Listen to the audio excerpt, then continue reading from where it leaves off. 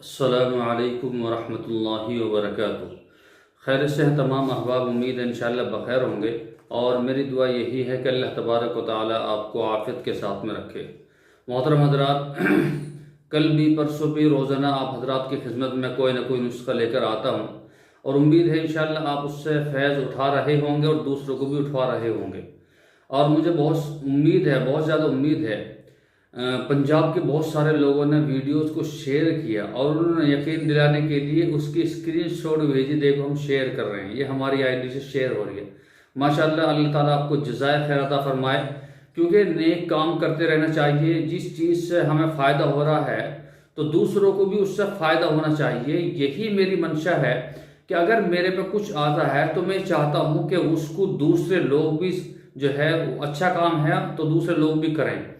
अगर मेरे पे कोई अच्छी चीज़ आती है तो मैं सोचता हूँ, मेरी पहली फुर्सत में ये सोच होती है कि भाई पहले ये दूसरों को भी बतलाएं, अपना भी फ़ायदा उठाएं, दूसरे भी उससे फ़ायदा उठाएं। तो यही आपकी होनी चाहिए। माशाल्लाह, आप हजरात की खिदमत में आज भी एक नुस्खा लेकर आया हूँ। पहले भी बतला चुका हूँ, लेकिन बाद हजरात की जो है फरमाइश पर ये बतला रहा हूँ कि इसको दोबारा बतला दीजिए।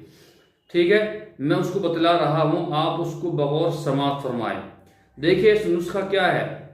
और एक रिक्वेस्ट आपसे और है, दरख्वास्त है कि अगर अभी तक आपने हमारा चैनल सब्सक्राइब नहीं किया तो बराए करम कर लीजिए, बेल आइकन को दबाइए ताकि नई आने वाली वीडियोस जो है आप तक पहुंच जाए। जब भी मैं कोई नई वीडियो गेरूँ, नया नुस्खा गेरूँ, वो आप तक पहुंचता रहे। उसके लिए ये करना है कि आपको नोटिफिकेशन वाला बटन दबाना है। देखिए करना क्या है, आपको करना ये है कि आपको बेल पत्थर लेनी है। कोई पत्थर बेल कहता है, कोई बेल पत्थर कहता है। आप उसको बेल पत्थर है उसको ले लीजिए और ले लीजिए जो है वो लेकर सुखा लीजिए। उसका ऊपर से छिलका उतारिए, सख्त होता है उसका छिलका, और अंदर का जो उसका मटेरियल होता है, उसका मांस होता है, उसका गुद्दा होता है, अंदर जो मटेरियल है वो अंदर का सारा सुखा लीजिए। बेल पत्थर का ऊपर का जो हिस्सा है, ऊपर की जो सतह है वो बहुत सख्त होती है, यानी कि उसका छिलका बहुत सख्त होता है, उसको हटा दीजिए। अंदर का जो उसका गुद्दा है वो निकाल लीजिए और उसको सुखा दीजिए। ठीक है, जब वो सूख जाए तो उसका पाउडर बना के रख लीजिए। ठीक है, अब सुबह शाम ये एक ही टाइम, जिन हजरात के घुटनों में दर्द है, कमर में दर्द है, रीढ़ की हड्डी में दर्द है, उनके लिए ये बेहद मुफीद है। बहुत ही शानदार ये नुस्खा है, बहुत ही शानदार है, बहुत ही जामे नुस्खा है। और बहुत सारे लोगों को मैंने बतलाया है, बहुत सारे लोगों ने इसको किया है, बड़ा फायदा उठाया। आप भी इससे फायदा उठाए। 3 चम्मच लेनी है उस सफूफ की, यानी कि जब ये सूख जाएगा इसका पाउडर बना लीजिए कूट छान के। 3 चम्मच लेनी है और 1 पाव या 1 पाव से थोड़ा जायद, आधी किलो से कम दूध ले लीजिए।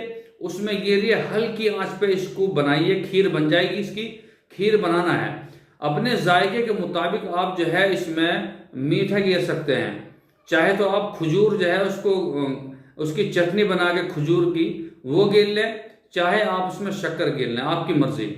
तो इसको खाइए रोजाना सुबह को नहार मुंह इसकी खीर बनाइए। वैसे भी तो आप दूध पीते हैं तो उस दूध में आप इसको गिर लीजिए, खीर बनाइए, इसको खाइए।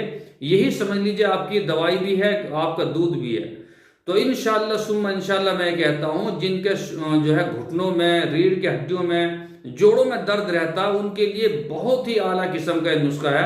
आप इसको इस्तेमाल करें, इंशाअल्लाह सुम्मा इंशाअल्लाह बहुत ही ज़्यादा फ़ायदा होगा। ठीक है, इंशाअल्लाह कल फिर मुलाकात होगी। अस्सलामु अलैकुम वरहमतुल्लाहि वबरकातुहू।